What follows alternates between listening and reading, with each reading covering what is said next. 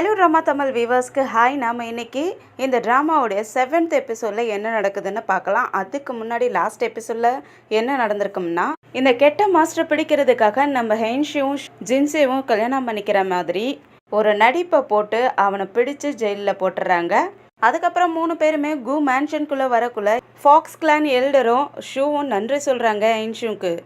உங்களால் தான் எங்கள் மக்களை காப்பாற்ற முடிஞ்சுது, ரொம்பவே நன்றி அப்படின்னு சொல்லிட்டு நன்றி சொல்லிக்கிட்டு இருப்பாங்களா. ஹென்ஷியும் இது என்னுடைய கடமை தான், அதுக்கு ஹென்ஷியும் இப்போ நீங்களாம் என்னோட குடும்பத்தை சேர்ந்தவங்க, அதனால் நான் உங்களை காப்பாற்றினேன், இதுக்காகலாம் பெருசாக ஒன்றும் நன்றி சொல்ல தேவையில்லை அப்படின்லாம் சொல்லிக்கிட்டு இருப்பாரா. உடனே ஷூ என்ன பண்ணிடுறாருன்னா, ஜின்ஸையே பக்கத்தில் இழுத்து பிடிச்சிட்டு, என்னதான் இருந்தாலும் நாங்கள்லாம் டீமன், நீ ஒரு மனுஷன், அது எப்படி நாங்கள் உன்னோட ஃபேமிலி ஆக முடியும்னு சொல்லிட்டு சொல்ல, நான் ஏற்கனவே உங்கள்கிட்ட சொல்லியிருப்பேன் இல்லையா, இந்த ஷூவை பார்த்தா எனக்கு டவுட்டாக இருக்குது, அவ்வளோ சீக்கிரத்தில் ஜின்ஸையை விட்டு கொடுக்க மாட்டான்னு நான் சொல்லியிருந்தேன் இல்லையா, அதே போல் தான் பண்ணிக்கிட்டு இருக்கான். ஜின்ஸை ஷூ கையில் இருந்து அவங்க கையை எடுக்கிறதுக்கு ட்ரை பண்ணுவாங்க, விடாமல் பிடிச்சிட்டு, போதும் ஃபேக் மேரேஜ் தான் முடிஞ்சு போச்சுல்ல, எதுக்காக இன்னமும் அந்த மாதிரி பண்ணிக்கிட்டு இருக்க, நீ இப்போ அவனை விட வேண்டிய நேரம் அப்படின்னு சொல்லுவாரா. உடனே ஏன்ஷன் அவங்களோட இன்னொரு கையை பிடிச்சிக்கிட்டு, என்னதான் அது ஃபேக் மேரேஜாக இருந்தாலும் நாங்கள் 2 பேருமே லவ் பண்ணிக்கிட்டு இருந்தோம், அதனால் எங்களுக்கு இப்போ மேரேஜ் ஆகிடுச்சு, இப்போ நாங்கள் 2 பேரும் தான் ஹஸ்பண்ட் ஒய்ஃப் அப்படின்னு சொல்லிட்டு இருக்காரு. இதுக்கு நான் ஒத்துக்க மாட்டேன்னு ஷூ சொல்ல 2 பேருக்கு வாக்குவாதம் ஆரம்பிச்சிருது. ஜின்ஸை பொறுத்து பார்த்துட்டு, 2 பேரும் கையை விடுங்கடா, 2 பேரும் ஏடா இப்படி சண்டை போட்டுக்கிட்டு இருக்கீங்க, நீங்கள் என்ன சின்ன குழந்தைய அப்படின்னு சொல்லிட்டு சத்தம் போட்டுட்டு இருப்பாங்க. எல்டரும் இவங்க 2 பேரோட லவ்வுக்கு பச்சை கொடி காட்டிடுறாங்க. ஜின்ஸி இனிமேல் உன்னோட விருப்பம்தான், நீ என்ன ஆசைப்படுறியோ அதே பண்ணு அப்படின்னு சொல்லிடுறாங்களா. எல்டரே ஜின்ஸி பார்த்து, இதெல்லாம் இனிமேல் உன்னோட விருப்பம்தான்னு சொன்ன உடனே அவங்க ஹாப்பி ஆகிட்டு என்ஷனை திரும்பி பார்ப்பாங்களா. என்ஷனும் நம்மளதான் கை காட்டுவான்னு நினச்சிட்டு ஆசையாக நின்று பார்த்துக்கிட்டு இருப்பாரு. உடனே அவங்க ஷூ கிட்ட திரும்பிடுறாங்க. அப்படியே பொக்குன்னு ஆகிடுது என்ஷனுக்கு. ஷூ, நான் இப்போ வரைக்கும் உன்னை ஒரு ஃப்ரெண்டாக தான் பார்த்துருக்கேன், உன்னை என்னோட ஹஸ்பண்டாக நான் என்றைக்குமே நினச்சதே கிடையாது, நான் எப்போவுமே என்ஷனை மட்டும்தான் லவ் பண்ணுறேன் அப்படின்னு சொல்லுவாங்களா. அப்போ தான் என்ஷனுக்கு உயிரே வருது. இங்கே ஷூக்கு தான் உயிர் போகிற மாதிரி ஆகிடுது, ரொம்ப சோகமாயிடுறாரு. ஜின்ஸி அவர்கிட்ட, நீ இவ்வளோ நாளாக என்னை ரொம்ப நல்லாவே பார்த்துக்கிட்ட, நீ ரொம்ப நல்ல மனுஷன், உன் மனசை கஷ்டப்படுத்திட்ட, என்னை மன்னிச்சிடுன்னு சொல்கிறாங்க. அதுக்கப்புறம் இவங்க 2 பேரும் கையை கோத்துட்டு ஓடிடுறாங்க. ஷூக்கு தான் மனசு ரொம்ப கஷ்டமாயிடுது, பின்னாடியே ஓட பார்க்க எல்டர் பிடிச்சிடுறாங்க. இல்லை வேண்டாம், அவளை இனிமேல் விட்டுடு அப்படின்னு சொல்லிடுறாங்களா. இங்கே காதல் பறவைகள் 2 பேரும் அவங்க டைமை சூப்பராக ஸ்பெண்ட் பண்ணிக்கிட்டு இருக்காங்க. ஒரு குளத்தோரத்தில் உட்காந்துக்கிட்டு அங்கே வர விண்மினி பூச்சியெல்லாம் பிடிச்சி வச்சு விளையாண்டுக்கிட்டு இருக்காங்க. அழகாக அவங்க டைம் ஸ்பெண்ட் பண்ணிக்கிட்டு இருக்காங்க. அப்போவே 2 பேரும் ஒருத்தருக்கு ஒருத்தர் சத்தியம் பண்ணிக்கிறாங்க, நாங்கள் 2 பேரும் எப்போவுமே பிரிய மாட்டோம், ஒருத்தருக்கு ஒருத்தர் விட்டு கொடுக்காம கடைசி வரைக்கும் ஒன்றாவே இருப்போம் அப்படின்னு சொல்லிட்டு சத்தியம் பண்ணிக்கிறாங்க. அதுக்கப்புறம் என்ன, அவங்க ரூமுக்கும் போயிடுறாங்க, அவங்களுடைய ரொமான்ஸும் ஸ்டார்ட் பண்ணிடுறாங்க. அப்படியே அவங்க ஹாப்பியான நைட்டையும் ஸ்பெண்ட் பண்ணிடுறாங்க. அப்படியே காலையிலே ஆகுது.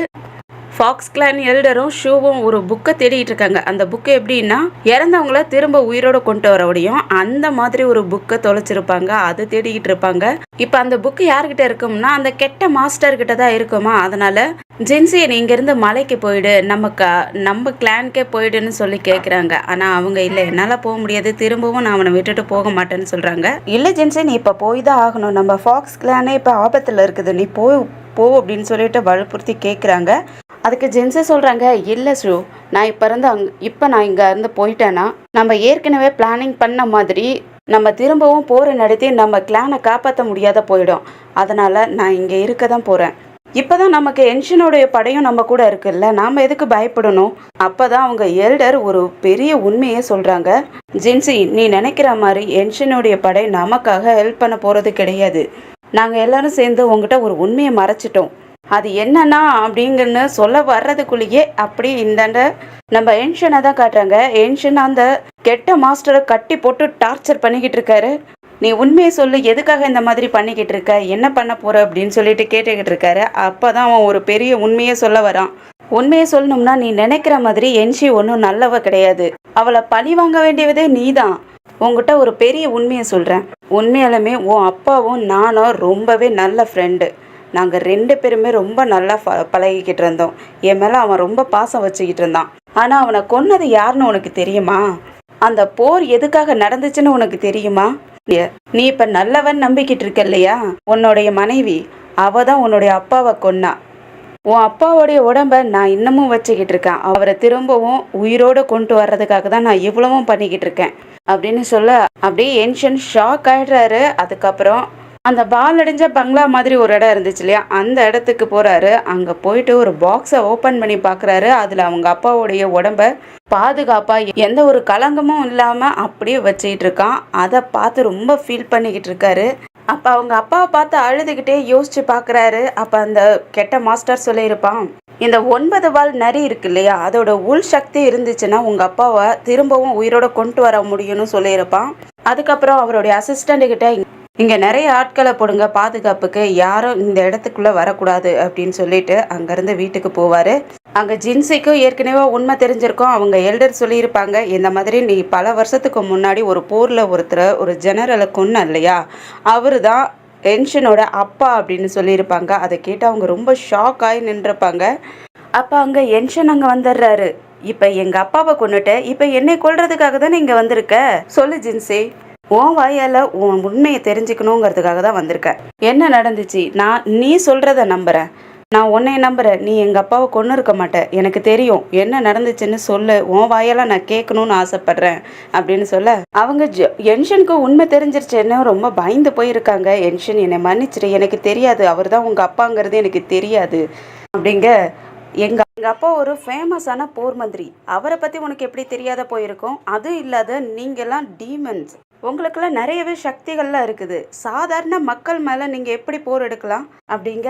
அதுக்கு ஜென்சி சொல்றாங்க, என்னை மன்னிச்சிரு, அப்போ ஒரு சூழ்நிலையால நாங்க இந்த மாதிரி போர் எடுக்க வேண்டியதா ஆயிடுச்சு.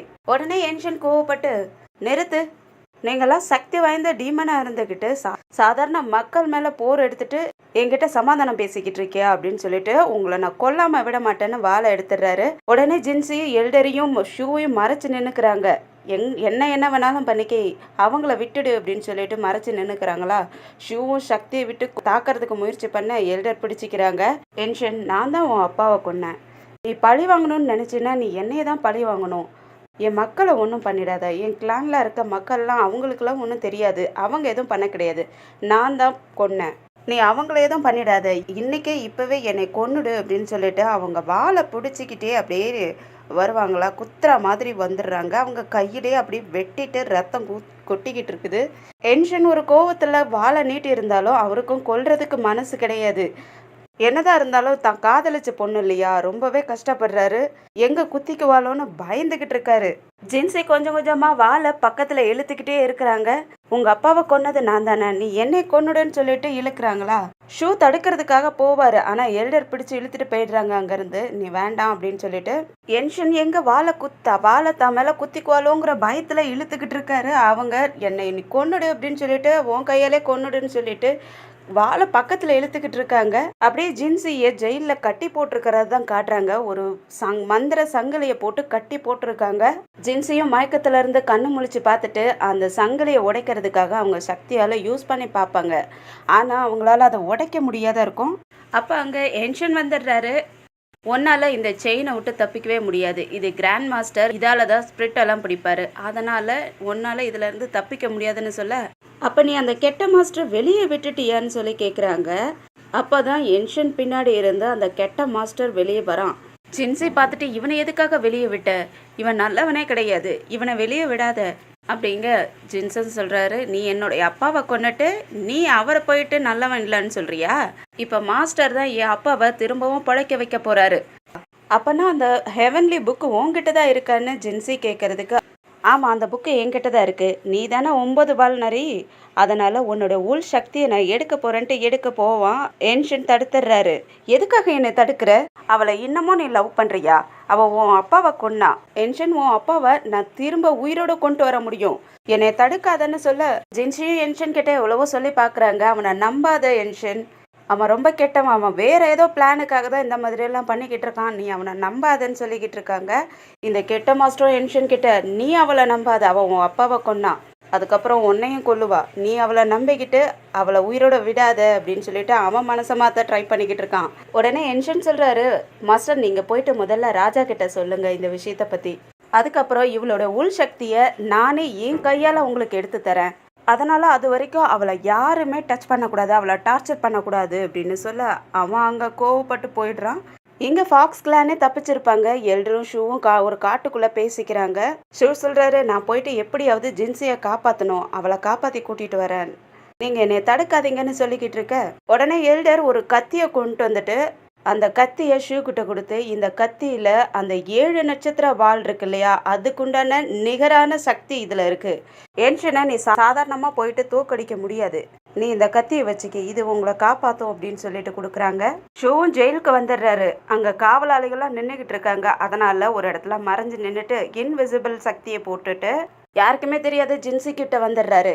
ஜின்சி பார்த்துட்டு, நீ எப்படி இங்கே வந்த, எதுக்காக வந்த, நம்ம மக்கள்லாம் தப்பிச்சிட்டாங்களா, அவங்களெல்லாம் காப்பாற்றிட்டல்லன்னு சொல்லி கேட்குறதுக்கு, அவங்கெல்லாம் சேஃபாக தான் இருக்காங்க, உன்னை காப்பாற்றுறதுக்காக தான் இங்கே வந்த அப்படின்னு சொல்லிட்டு சங்கிலியை கழட்ட போவாரா. ஜின்சி, இதை கழட்டாத, உன்னால் இதை கழட்ட முடியாது, இதில் அந்த கெட்ட மாஸ்டர் ஒரு சக்தியை போட்டிருக்கான், நம்மளால இதை டச் பண்ணக்கூட முடியாது, நீங்க இருந்து போயிடு அப்படின்னு சொல்றாங்களா.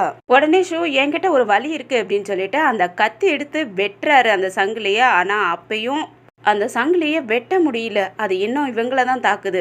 நான் தான் ஏற்கனவே சொன்னேன்ல, இதில் அவன் ஒரு மந்திரத்தை போட்டிருக்கான், இதில் நம்மளால் தப்பிக்கவே முடியாது, அதனால நீ எதுவும் பண்ணாத, அதை ஒன்றை தான் தாக்கும் அப்படின்னு சொல்ல, இந்த ஏன்ஷன் அந்த கெட்ட மாஸ்டரை எப்படி கண்மூடித்தனமாக நம்புகிறான்.